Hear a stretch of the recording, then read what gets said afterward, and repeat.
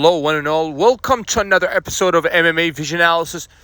This one, I'm here to talk about Dana White's recent comments when he compares Islam Makhachev to arguably the GOAT, Khabib Nurmagomedov.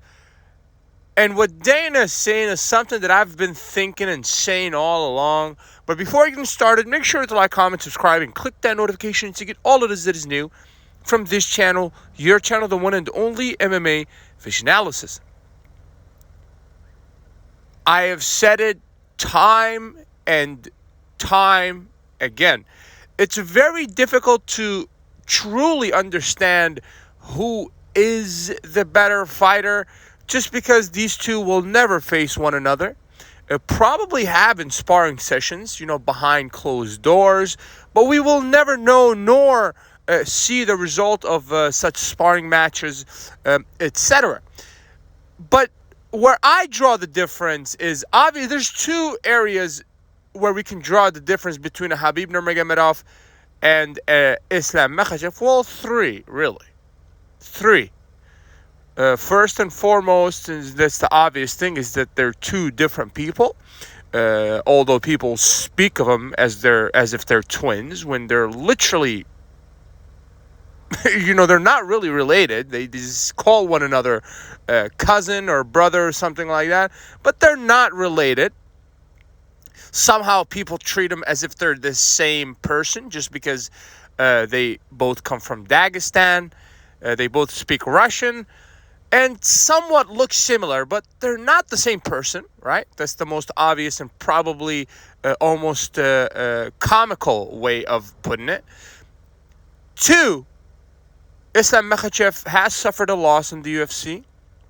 Obviously, Nurmagomedov retired without suffering any loss, nor did anybody give him a hard time. Aside from that interesting Al LaQuinta fight, if you guys remember the fight in, I believe it was MSG, Madison Square Garden. It was when Tony Ferguson pulled out for like the fifth time or something happened. I know that fight was supposed to happen time and time again, but both fighters ended up pulling out cumulatively 5 times.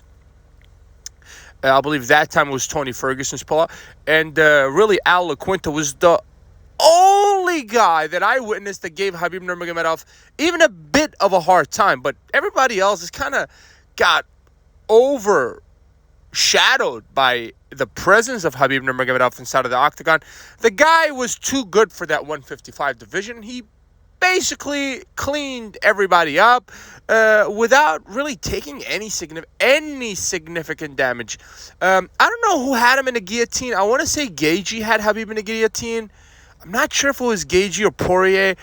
It was a pretty good tight guillotine, but that was probably the closest anybody's got to submitting Khabib Nurmagomedov. Obviously, when we talk about his counterpart, he has lost in the octagon, and he has looked shaky in fights like the first Alexander Volkanovski fight. Very close fight.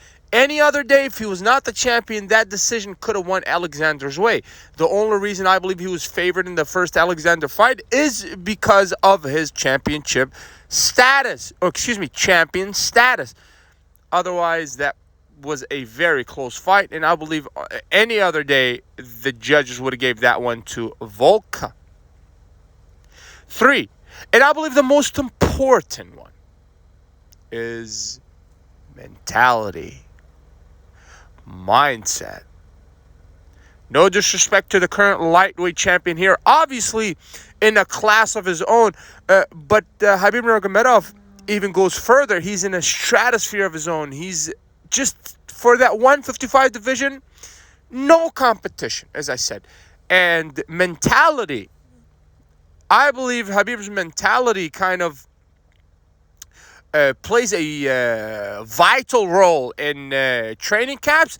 I believe his presence and his charisma and his character are there to support and give energy to guys like Islam Makhachev. So at the end of the day, Islam Makhachev is Khabib's little bro. I mean, that's literally how it is.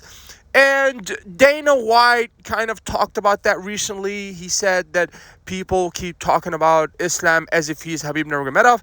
That is a very difficult thing to live up to. One, the guy has suffered a defeat, obviously. But this does not dismiss Islam Makhachev to become a grade in a league of his own. There's a possibility of Islam moving up to that welterweight division, conquering that division. Then we're going to talk about Islam as if he's his own man, Islam Makhachev. We have to draw the distinction between Islam and Khabib. They're not the same person, yet everybody speaks of them as if they're the same person.